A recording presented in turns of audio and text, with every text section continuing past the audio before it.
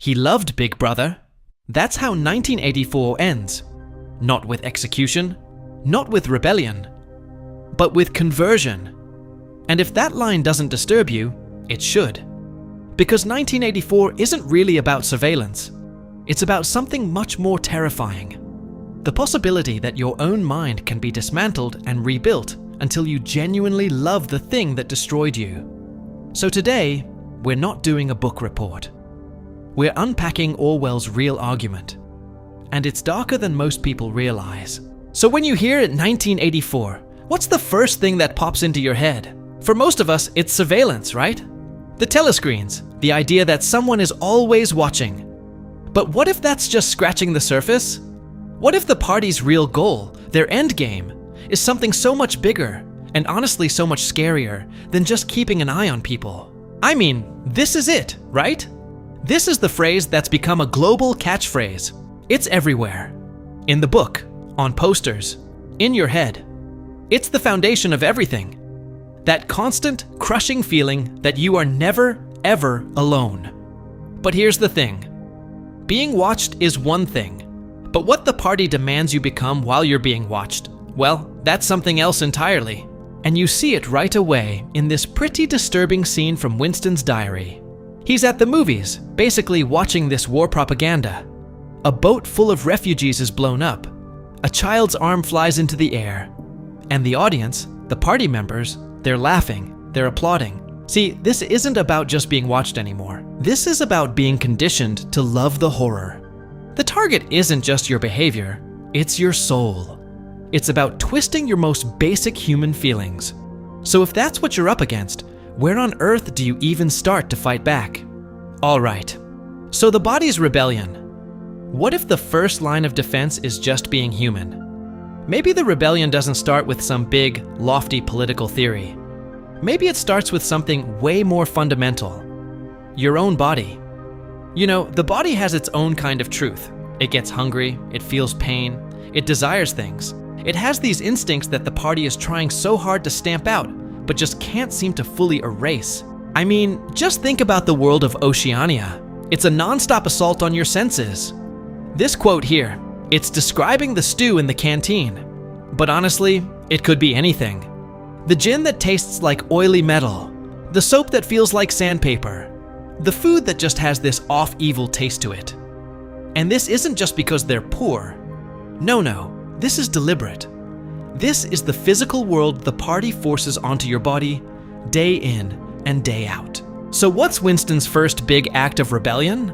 It's not a speech, it's not a plan. It's this just putting a pen to a piece of paper. He doesn't even know what he's gonna write yet.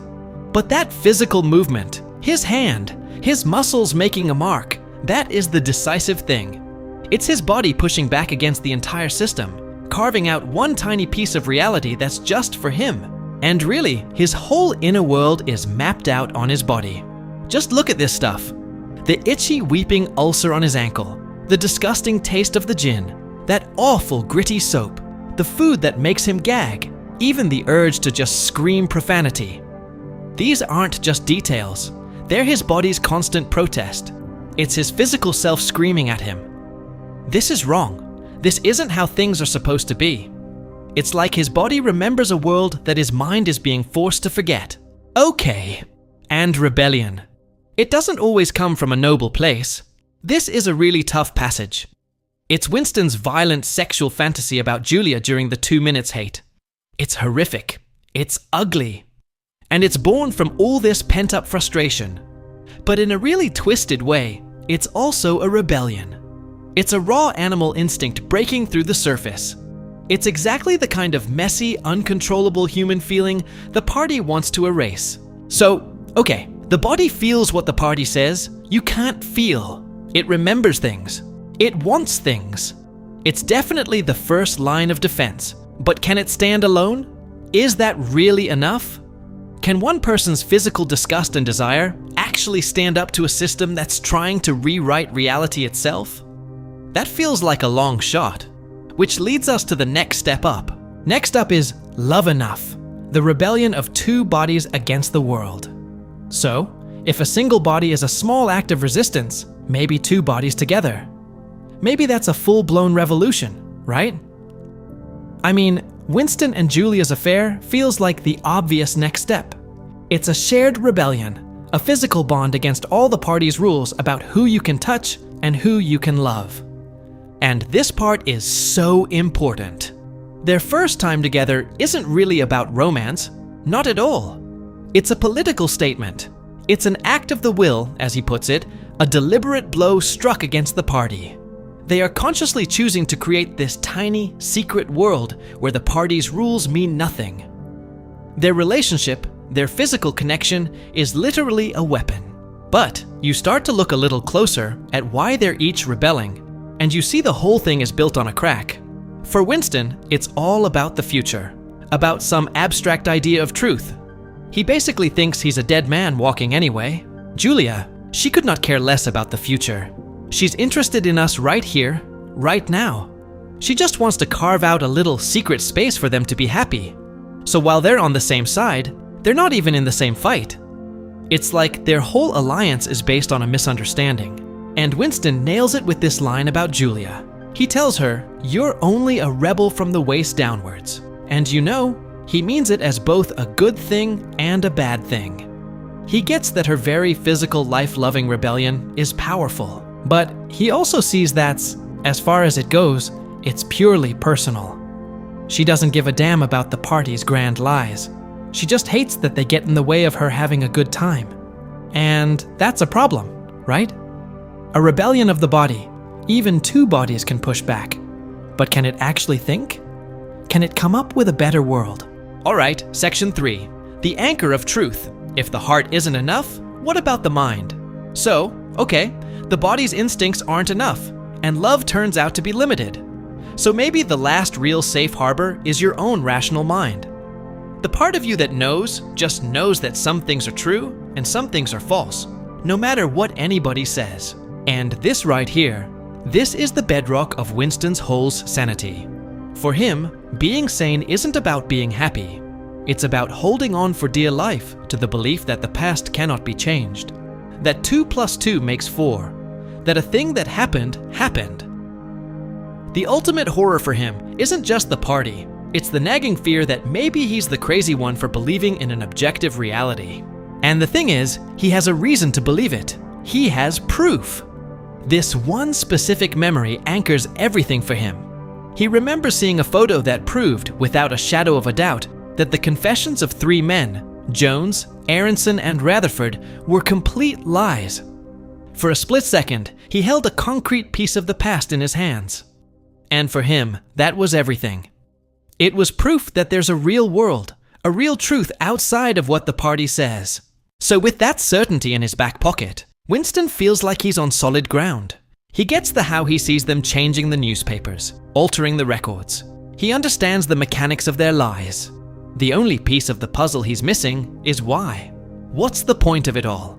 But he's sure, absolutely sure, that the actual truth is something they can't touch. And oh boy, is he about to learn a lesson? Because you see, the party has a weapon aimed directly at the rational mind. And it's not just propaganda posters, it's the language itself. Newspeak. The whole point of this new language isn't to help people say more. It's to help them say less. The ultimate goal is to make a rebellion thought crime literally impossible. Because the words you would need to even think it just don't exist anymore. And duckspeak is a perfect, terrifying example of how this works. It literally means to quack like a duck. It's a word that can be praise or an insult depending on who you're talking to. It completely empties words of any real meaning. The whole idea is to get people to just make noise, to have words come straight out of their mouths without ever passing through the thinking part of their brain. Orthodoxy is unconsciousness. I mean, just let that sink in. That's the goal. Lay it out plain and simple. The party doesn't want citizens who thoughtfully agree with them. They want citizens who are incapable of disagreeing. A population that's just unconscious, operating on autopilot. A world literally without independent thought.